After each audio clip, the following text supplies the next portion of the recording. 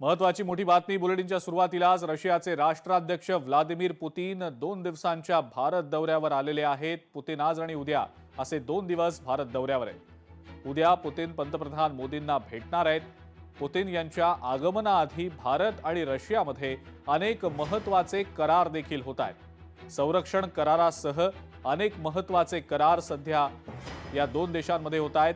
आपण ही दृश्य सध्या पाहतो आहोत आपल्या स्क्रीनवर।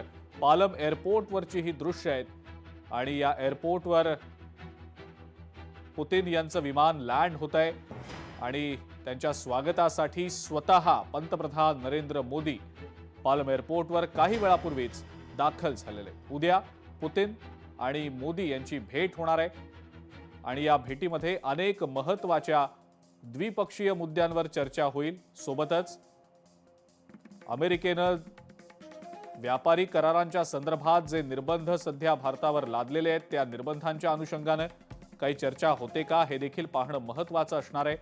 सकाळी 11:50 हैदराबाद हाऊसमध्ये पुतीन आणि मोदी यांची भेट होणार आहे। आपण ही लाईव्ह दृश्य आपल्या स्क्रीनवर पाहतो आहोत सध्या।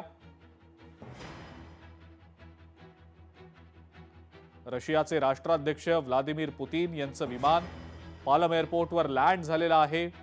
त्याचीच ही दृश्य आपण सध्या आपल्या स्क्रीनवर पाहतो आहोत। अत्यंत महत्त्वाचा हा दौरा मानला जातोय कारण संपूर्ण जगाचं लक्ष या पुतीन यांच्या भारत दौऱ्यावर लागलेलं आहे।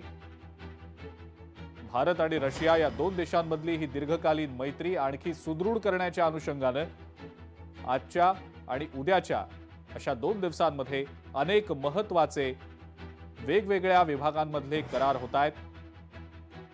संरक्षण विषयक करार तर महत्त्वाचे आहेतच, मात्र व्यापारी करारांकडे देखील अत्यंत गांभीर्यानं संपूर्ण जगाचं लक्ष असणार आहे कारण याचे पडसाद आगामी काळात आंतरराष्ट्रीय पातळीवर देखील उमटू शकतात असं बोललं जात आहे। जाणकारांचं तसं मत आहे। मोदी आणि पुतीन यांच्या भेटीकडे खरं तर संपूर्ण जगाचं लक्ष लागून राहिलेलं आहे। आज आणि उद्या अशा 2 दिवसांमध्ये पुतीन यांचा हा भारत दौरा असणार आहे।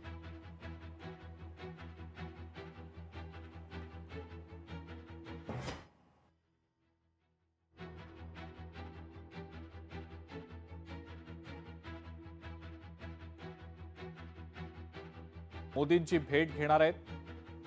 हैदराबाद हाऊसमध्ये ही भेट होतीये, पण आपण सध्या ही जी दृश्य पाहतो आहोत आपल्या स्क्रीनवर लाईव्ह दृश्य आहेत। रशियाचे राष्ट्राध्यक्ष व्लादिमीर पुतीन यांचं विमान हे अवघ्या काही सेकंदांपूर्वी पालम एअरपोर्टवर लँड झालेलं आहे। त्याचीच ही लाईव्ह दृश्य आपण पाहतो आहोत सध्या। याच संदर्भात लष्करी विषयांचे अभ्यासक आंतरराष्ट्रीय विषयांचे अभ्यासक सतीश ढगे यांनी नेमकी काय प्रतिक्रिया दिली आहे आपण ते देखील पाहूया।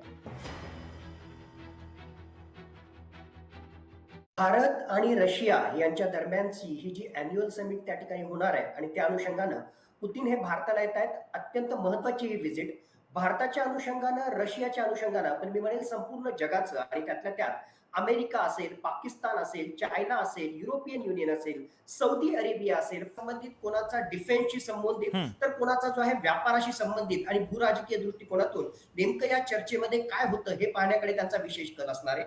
वेगवेगळ्या प्रकारच्या गोष्टींवर या ठिकाणी चर्चा होणार आहे, त्याचबरोबर करार होण्याची शक्यता आहे।